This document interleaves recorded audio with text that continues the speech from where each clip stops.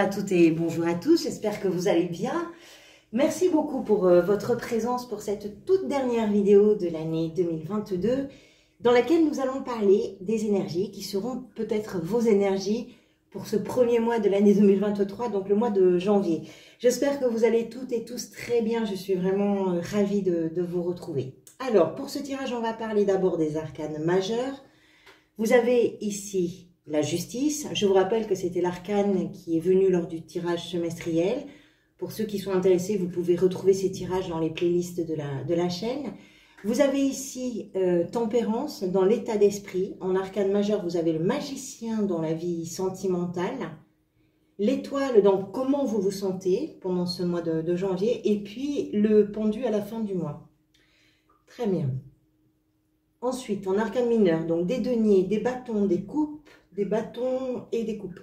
Pas d'épée. Vous avez quand même ici la belle épée de la justice, mais pas d'épée dans ce tirage. Je remarque que vous avez 2-3, la 3 de denier et la 3 de coupe, et 2-4 ici, la 4 de bâton et la 4 de coupe. Alors, ça peut avoir son importance, d'autant plus qu'on a la justice ici, je vais vous dire pourquoi. Les 3, alors attendez, où est-ce que j'ai mis ce papier ? Les 3, c'est le chiffre, pardonnez-moi pour le bruit, voilà, c'est ça. Le 3, c'est un chiffre qui est associé à tout ce qui est fertilité, tout ce qui est abondance, tout ce qui est, on va dire, énergie féminine. Alors, ça m'embête un peu. Mais le 4 est plutôt l'énergie masculine. Dans ce tirage-là, on a d'un côté les 3 avec des deniers et des coupes, c'est-à-dire qu'à la fois émotionnellement, mais aussi dans ce qui est bien concret, bien factuel, on a une sorte de cohérence, de principe de vie, de croissance aussi et de réussite, avec un grand potentiel créatif. Vraiment.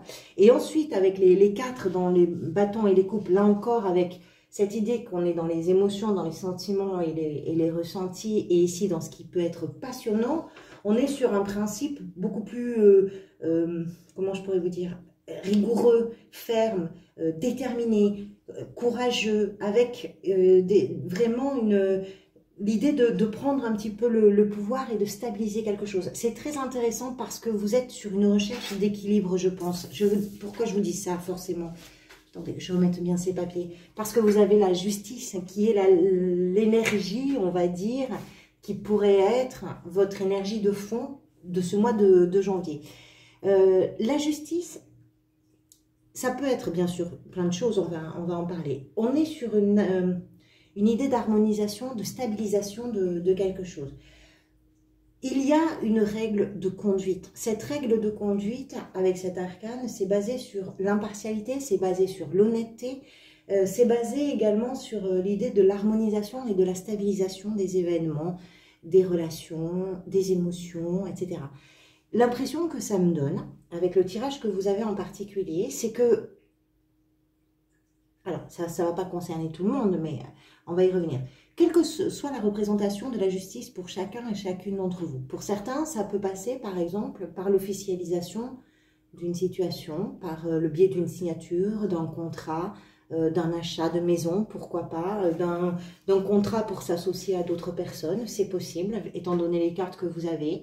Ça peut être un mariage, j'y crois pas forcément, mais pourquoi pas, ça peut être l'idée de signer un contrat d'amour aussi, c'est possible, un pacte ou autre. Ça peut être également un tribunal qui va rendre une décision pour certains et certaines, c'est tout à fait possible, dans un contexte particulier.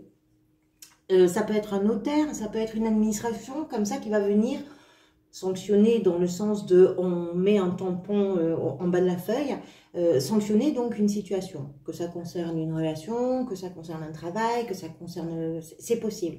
Si ce n'est pas le cas, et quelle que soit votre situation, je pense que ce que vient nous raconter la justice dans ce tirage, c'est qu'est-ce que vous comprenez de la conséquence de vos choix ou de vos non-choix, parce que non-choix, ça peut être un choix aussi, mais par omission presque, j'ai envie de dire. Qu'est-ce que vous comprenez des conséquences de vos actes, de vos paroles, de vos engagements? Qu'est-ce que vous comprenez des conséquences de vos compétences ou de vos lacunes, de vos manques? l'idée que vous êtes à l'affût et à la recherche peut-être d'une décision, d'une façon de faire ou de vous positionner, ou une façon de vous comporter qui correspondrait à quelque chose qui va être plus équilibré. Alors, on peut le retrouver dans le travail. Comment on va équilibrer, par exemple, le temps que l'on passe au travail et le temps que l'on peut passer en famille, par exemple. Comment on va équilibrer, si on travaille en équipe, la part de chacun pour que le projet ou les projets, ou peu importe quoi, puissent évoluer, puissent croître, tout en sachant que si chacun peut apporter sa pierre au projet ou à l'édifice, il est question quand même d'une répartition qui soit juste et qui soit équitable, qui va pouvoir prendre en compte les compétences, mais aussi les besoins de chacun ou de chacune. Par exemple, est-ce qu'il est question d'équilibrer un budget? C'est tout à fait possible, on a quand même des cartes de deniers, donc on peut parler d'un aspect un peu financier pour vous dans ce mois de janvier qui pourrait se poser comme un besoin d'équilibre. C'est tout à fait possible. Particulièrement d'ailleurs si vous avez par exemple des achats ou des ventes à faire sur le mois de janvier. C'est possible. On va continuer, on va comprendre. Ce que je vais retenir moi de la justice, c'est cette, comment je dirais, cette capacité peut-être que vous avez à chercher à rétablir quelque chose. La justice vient réparer souvent. Hein. Elle vient réparer quelque chose, soit qui est en dysfonctionnement, soit qui est pas confortable, soit qui est injuste. Hein. On ramène un peu de justesse dans tout. À vous de voir comment ça peut résonner. Votre état d'esprit, vous avez tempérance avec la 3 de denier. Alors, tempérance nous explique que dans ce souci peut-être d'harmonisation et de stabilisation, de quelque chose de réajustement aussi peut-être, hein, d'une situation, vous êtes dans un, on va dire, sur une énergie qui est très adaptable. Tempérance, c'est cette capacité de s'adapter quelle que soit la situation. C'est une énergie d'apaisement, c'est une énergie de réparation, encore une fois. Alors, je ne sais pas ce que vous pouvez éventuellement réparer, ou sans même parler forcément de réparation, mais ce que vous pouvez peut-être changer dans votre quotidien, dans votre vie, dans votre activité, c'est possible que ça concerne le travail, pour vous permettre justement d'avoir quelque chose qui est beaucoup plus tranquille pour tout le monde et puis beaucoup plus juste et beaucoup plus équitable. Ce que vous pouvez engager de vous, ce que vous pouvez engager en termes de temps, de travail, etc. Pourquoi je vous dis de temps et de travail? Parce que cette tempérance est accompagnée de la 3 de denier. La 3 de denier nous parle de tout ce que l'on peut mettre en commun en vue de créer quelque chose. C'est une carte très de créativité. Alors, on est peut-être sur l'idée de créer un avenir, de créer quelque chose d'un point de vue professionnel, d'avoir un projet financier, pourquoi pas. Et je pense que vous abordez, quelle que soit la situation peut-être pour vous, que vous abordez la question avec beaucoup de douceur, beaucoup de calme, presque une forme de sagesse. Sans doute parce que vous avez déjà fait l'expérience. C'est un peu absurde ce que je vais dire, mais je vais le dire quand même, tant pis, je me suis lancée, je vais finir la phrase. Mais vous avez sans doute l'expérience des choses qui peuvent coincer à certains endroits ou avec des angles un peu trop rugueux. Et par expérience, vous savez que c'est en arrondissant justement les angles que les choses peuvent juste avancer, croître.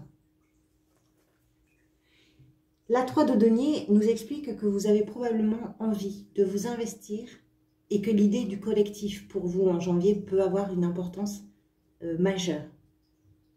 C'est de ne pas faire les choses pour vous ou de ne pas faire les choses seul dans votre coin. Il est quand même question d'équilibrer quelque chose dans le collectif, entre vous et le collectif. Alors, les deniers, oui, c'est un projet, peut-être des finances, pourquoi pas, un projet financier, pourquoi pas. Je vous parlais de l'achat d'une maison parce qu'ici, vous avez la 4 de bâton, ça peut être ça. Ça peut être aussi de construire quelque chose avec quelqu'un, puisque les deniers vont également représenter pour ceux qui, par exemple, pour qui ce n'est pas forcément un projet professionnel, mais la 3 de denier va représenter un projet qui est particulièrement important pour vous, particulièrement au mois de janvier, ou en tout cas qui fait qu'au mois de janvier, vous êtes en quête de cet équilibre-là, avec une règle de conduite, avec une façon de faire, avec un cadre peut-être que vous avez déterminé ou qui est déterminé de façon situationnelle, c'est possible. Mais vous êtes dans une perspective de créer quelque chose, et pas tout seul, ou pas toute seule. Qu'est-ce qui vous a amené vers tout ça? Vous avez l'as de denier. L'as de denier, comme tous les as, d'abord va nous parler de quelque chose de nouveau ou de quelque chose qui va dire amène un renouveau. Encore une fois, on est dans les deniers, donc encore une fois, ça peut concerner votre activité professionnelle, ça peut concerner vos finances, ça peut concerner vos valeurs, votre identité, ça peut concerner votre famille également. Les deniers, ça peut représenter effectivement les valeurs familiales, mais avec cette idée que quelque chose de nouveau est entré en jeu, quelque chose de nouveau. Alors, là, probablement que vous êtes encore sur la nouveauté, puisqu'on est avec un as. Je pense que c'est pas très loin, mais c'est déjà lancé. Et ça peut être un projet professionnel, par exemple. Ou ça peut être un projet de loisir, un projet d'une activité en particulier, pour ceux qui ne sont pas forcément en travail. Pour les personnes retraitées ou pour toute autre raison, vous n'êtes pas en activité professionnelle. Ça représente un projet, quel qu'il soit. Ce projet-là, c'est quelque chose, que ce soit professionnel ou pas, ou cette idée, ou cette envie, c'est quelque chose en tout cas que vous avez envie de faire croître, et puis au-delà du fait que c'est quelque chose qui est amené à grandir probablement, entre la justice, la 3 de denier, et puis cette carte-là, ça me fait comprendre quand même que pour vous, la notion de stabilité, de tranquillité d'esprit va probablement être importante. Quoi que ce soit que vous fassiez, peut-être que votre première quête, ça pourrait être « je veux être tranquille, je veux avoir l'esprit tranquille, je ne veux pas me poser de questions ». Pourquoi pas financière, matérielle, je ne veux pas me poser de questions sur le temps que j'ai envie de passer avec les gens que j'aime, ou je ne veux pas me poser de questions sur ce que j'ai envie de transmettre à des enfants, ou sur ce que mes parents, peu importe. Mais en tout cas, la notion de tranquillité, de sécurité, ça peut être une sécurité émotionnelle, hein. C'est pas forcément financier, mais ça peut être financier. Qu'est-ce que vous voulez? La 4 de bâton. Alors, ça peut être acheter une maison. Pour certaines, on voit cette maison qui est représentée. Pour d'autres, ça peut être un mariage, ça peut être un baptême, ça peut être une... C'est une carte où on fête quelque chose. Ça peut être une réussite aux examens, ça peut être... Voilà, on fête quelque chose. Ce quelque chose a potentiellement un lien avec la famille, avec le couple, avec le territoire, un lien avec... un lieu de vie, c'est une réussite. Voilà, ce que vous voulez, vous, probablement, c'est être capable d'amener cette chose-là au bout et de pouvoir fêter la réussite de cette chose-là, quelle que soit cette chose-là. C'est d'être capable de ramener l'équilibre ici, dans ce projet que vous construisez, pas forcément seul, de ramener l'équilibre, et peut-être simplement ça, le fait de ramener un équilibre ou de stabiliser quelque chose, de l'harmoniser, d'arriver à trouver la juste place de chaque chose ou de chacun ou de chacune, c'est quelque chose qui peut se fêter parce que c'est une réussite en soi. Vous, ce que vous voulez, c'est pouvoir célébrer ça, célébrer cette réussite-là, pour vous, ce qui correspond à une réussite. Ce qui va venir vous aider, on a encore une fois une carte avec du collectif, puisqu'il s'agit de la 3 de coupe. Et encore une fois, c'est quelque chose qui se célèbre. Ces deux cartes-là, la 4 de bâton et la 3 de coupe, on le voit bien, hein, ce sont des gens qui fêtent quelque chose ensemble. Ce qui va venir vous aider, c'est ça. C'est votre réseau, c'est votre tribu, c'est votre clan. C'est les gens avec lesquels vous passez du temps, c'est les gens avec lesquels vous êtes capable d'avoir des enjeux et quelque chose que vous pouvez célébrer. Ça peut être des amis, ça peut être aussi des partenaires professionnels, peu importe pour vous ce que ça représente. Mais quelles que soient ces personnes, que ce soit votre partenaire de vie, que ce soit votre famille, que ce soit vos amis, que ce soit des associés ou des équipes de travail, peu importe.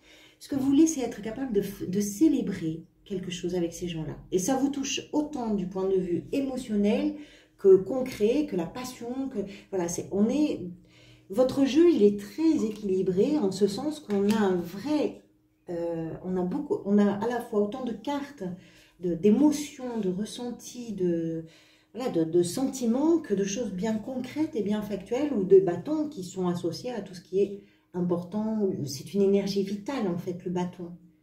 Et qu'est-ce qui est vital? Ben, c'est la passion, c'est le désir, c'est l'envie, c'est aussi vital que d'autres choses. Hein.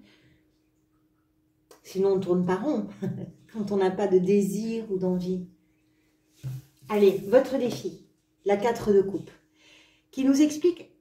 Alors, la 4 de coupe, c'est une carte d'ennui, de frustration un petit peu. Le défi pour vous, ça va être sans doute de regarder un petit peu au-delà des apparences. C'est-à-dire que vous êtes dans ce qui se passe pour vous, là, peut-être au mois de janvier. Vous avez une grande volonté, une grande détermination pour faire les choses bien, probablement, avec soit une charte, soit une ligne de conduite vraiment établie. Vous avez un plan, peut-être, hein, avec des choses qui peuvent être aussi officielles. C'est tout à fait possible. Vous avez quand même ici l'idée que vous n'avez peut-être pas une vision globale de la situation. Il vous manque peut-être un élément. Il vous manque peut-être une perception, une compréhension. Les coupes, on est effectivement sur l'élément qui est associé à tout ce qui peut être émotionnel, ressenti, sentimental, etc. Ici, ce qui se passe, c'est que ce personnage regarde ces 3 coupes qu'il connaît bien, mais le fait qu'il soit tellement focalisé sur ces 3 coupes qu'il connaît bien, ben, il en oublie de lever les yeux et de voir que la vie lui offre autre chose. Et votre défi, c'est ça. C'est de voir que peut-être que vous avez le sentiment à certains moments que ce que vous avez, ben, c'est bien, mais il manque peut-être quelque chose pour que ce soit mieux. Ou vous avez peut-être rêvé les choses différemment et vous avez l'impression que vous n'arrivez pas à sortir d'un périmètre, ou sortir d'un carcan, ou sortir d'un conditionnement, pourquoi pas. Mais le défi, il est que c'est pas tant que vous n'arrivez pas, c'est que vous ne voyez pas comment en sortir, alors que c'est là, c'est sous vos yeux, d'une façon ou d'une autre. C'est là, c'est bien présent, mais c'est quelque chose pour l'instant que vous occultez. Donc c'est un défi de vous rendre compte de ce que vous avez peut-être occulté jusqu'à présent et qui peut vous permettre justement de mieux équilibrer les choses, de pouvoir créer quelque chose avec cette idée ou en tout cas ce sentiment d'avoir un peu la vibration émotionnelle, on va dire. Professionnellement, la 8 de bâton, alors là on est vraiment sur une carte d'énergie pure. Ça peut être beaucoup de communication. La 8 de bâton, c'est 8 bâtons qui foncent vraiment dans la même direction. Donc, on a une idée, une notion de rapidité, de changement, d'avancement, de quelque chose qui est vraiment, qui avance. Et qui peut avancer d'une façon très surprenante. Ça avance d'un coup. Et dans la direction dans une seule et même direction. Ces 8 bâtons-là, ils foncent dans la même direction. Alors oui, ça peut être une communication qui est très rapide, donc peut-être des choses qui passent par les internets ou par les médias comme ça qui vont très très vite pour vous, c'est possible. L'idée que professionnellement, peut-être que si par exemple vous êtes dans un projet professionnel, que vous êtes en train justement de rééquilibrer quelque chose, de répartir les choses pour que chacun puisse avoir sa part de travail ou sa part de repos ou sa part de je ne sais pas quoi, tout en essayant d'arrondir les angles, il y a pourtant quelque chose qui avance très vite. Mais c'est peut-être justement parce que vous êtes dans ce rééquilibrage que ça permet une accélération des choses, que ça permet une communication qui va beaucoup plus vite, qui est beaucoup plus fluide, qui est beaucoup plus directe aussi. La 8 de bâton représente ça. Le changement, le tourbillon, la vitesse, la rapidité. Ça va très vite. Quelque chose s'accélère dans la sphère professionnelle. Dans la sphère sentimentale, le magicien. Le magicien qui nous explique que... Alors, quelle que soit votre situation, hein, que vous soyez en couple, ou peut-être que pour vous, il y a une amitié, une relation amicale qui a une importance pour vous, une relation avec quelqu'un de la famille, peu importe. On va parler d'un point de vue sentimental, alors oui, par rapport à un partenaire amoureux ou une partenaire amoureuse, mais pas uniquement. Le magicien nous explique que peut-être dans vos relations, ou dans une relation en particulier, il y a cette envie que les choses fonctionnent. Le magicien, c'est un créateur. Que vous soyez un homme ou une femme, peu importe. C'est un créateur. C'est-à-dire qu'il va, ou elle va, faire tout ce qui est possible de faire, de son mieux en tout cas, pour pouvoir créer quelque chose dans sa relation à l'autre. C'est une énergie de commencement. Hein, on est sur l'arcane 1. Que vous soyez en couple depuis longtemps ou pas, peu importe. C'est-à-dire que peut-être que même si vous êtes en couple depuis très longtemps, vous êtes là sur la proposition de quelque chose que vous pouvez faire ensemble et qui peut faire évoluer. Avec l'idée que pour vous, il y a cette envie de faire les choses bien. Le magicien parvient à réaliser les choses parce qu'il a beaucoup de talent. Il a quelque chose qui est très naturel. C'est un personnage qui est audacieux. Donc vous êtes peut-être avec des audaces, même si vous êtes en couple depuis longtemps, que vous n'avez pas eu depuis un certain temps. Si vous êtes célibataire, vous êtes peut-être à la recherche, on va dire, d'un ou d'une partenaire en vous demandant qu'est-ce que vous avez à offrir, qu'est-ce que vous pouvez faire aussi pour séduire. Qu'est-ce que vous êtes capable de faire d'abord pour vous-même, mais de ce fait pour quelqu'un d'autre aussi, c'est possible.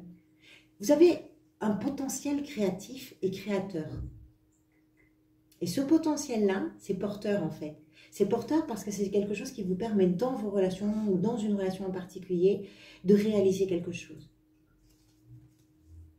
Ce que j'aime avec l'énergie du magicien,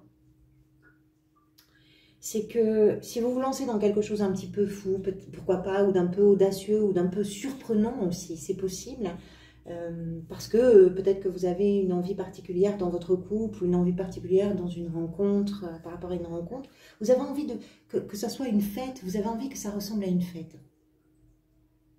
Et ce que j'aime beaucoup dans cette énergie-là, c'est que c'est un personnage qui est culotté, le magicien. Parce qu'il ment. Un magicien, il nous fait son tour de magie, on ne voit pas la manipulation, mais on sait que c'est de la manipulation. C'est pas toujours vilain le mensonge en fait, parce que des fois ça amène des situations extraordinaires. Le magicien fait ça, le magicien crée quelque chose d'extraordinaire. Comment vous vous sentez? L'étoile, c'est superbe.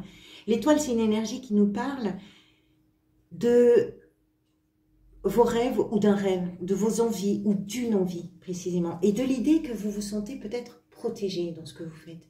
Vous avez le sentiment d'être guidé, vous avez le sentiment que les choses s'organisent, la vie s'organise, quelque chose dans votre... Voilà, ça se met en place comme si c'était naturel presque, avec aussi cette idée que vous avez une idée derrière la tête, probablement, ou une envie derrière la tête.